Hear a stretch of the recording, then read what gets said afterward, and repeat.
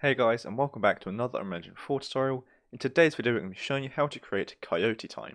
Now this is typically in platformers, but it is also in 3D games, and just many games as well.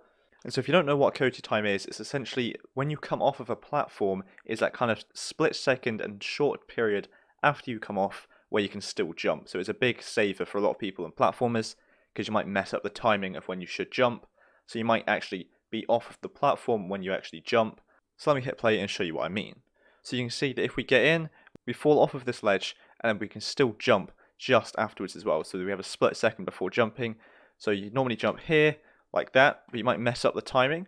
So if you fall off, you can still jump for a split second like that, just in case you do mess up the timing of it. So let me show you a better perspective so you can get a different view of it from a side on. So let me just get into position, press P. Now if I go forwards and jump, you can see that we were off the edge before we actually started jumping. So again, this is a really helpful thing that we have. So I'll be showing you how to make this today, as you can see there. And I believe the name Coyote Time comes from the Wile E. Coyote and Roadrunner series from quite a while ago now. When Coyote kind of runs off a cliff, there's quite a few seconds before he actually starts falling. Obviously for comedic value there, but this was kind of adapted into games to make it easier to play. Obviously correct me if I'm wrong if that is not the reference, I've just kind of made that link, but I believe it is. And again, also another name for Coyote time is ledge tolerance. And again, it's just an ability for the player to jump even after the character is no longer touching the ground. And it's usually only a few extra frames, so you can't actually tell. So like I say, it's very, very quick, so you can't tell, but it does save a lot of people's lives playing platformers and other games like that as well. So without further ado, that's quite a long explanation. Let's delete this code and I'll show you how I've done it. So I'm going to be doing this code in the character blueprint, which is where you'd want to do it as well. So we're going to open that up, and for me that's content, third person VP, blueprints, third person character, but obviously just do this in whichever character you're playing as. And now as you can see, I've got the jump code and just moved it over here. For you, it will probably be over here by default in its own comment, but I've just dragged it over here to give us some extra space, as we're going to be wanting to mess about with this.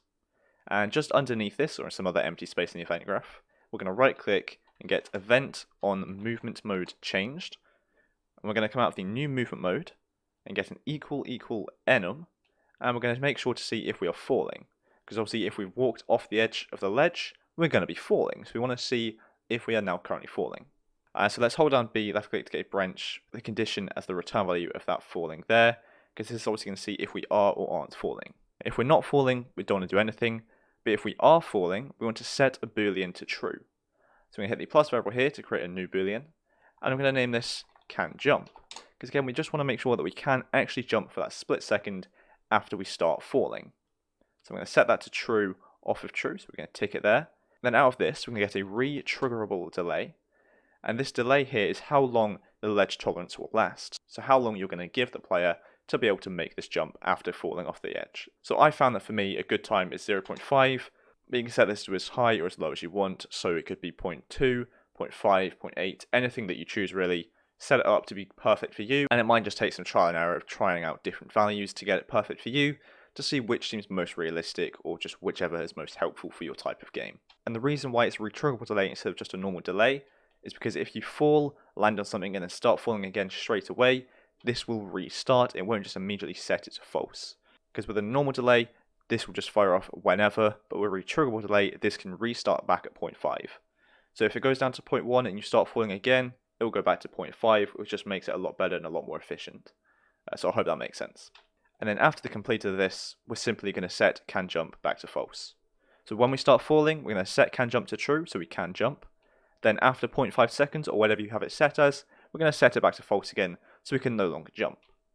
And now we need to actually set up the jump. So we've got the logic of when we can and can't jump.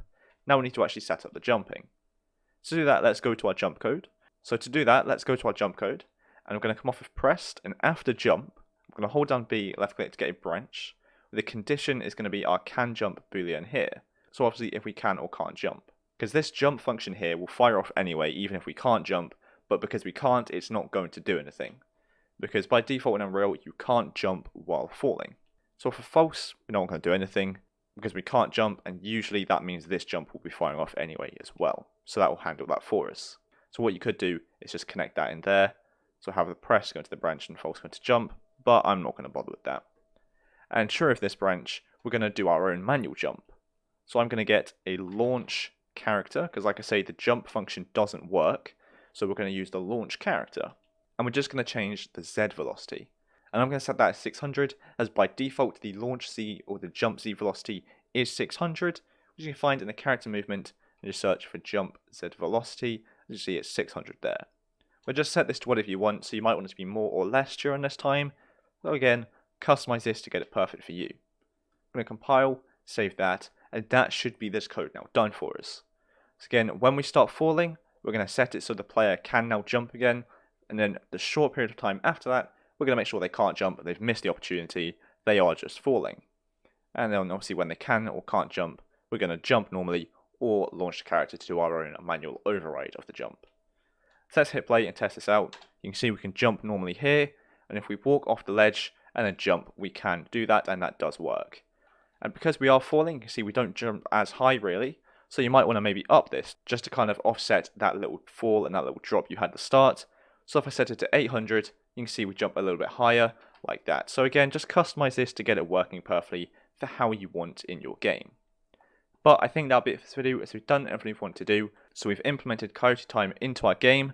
So again, if we're going to a ledge and we fall off, we can still jump afterwards as well. And again, this is completely customizable for you. You can set how high or how low you jump, how quickly you have to jump after falling off the ledge, all that good stuff. But again, this is just a nice little feature of Coyote time. As you see, we fall off and then we can still jump afterwards as well anyway. So thanks so much for watching. I hope you enjoyed and I hope you found it helpful. And if you did, make sure to like and subscribe down below.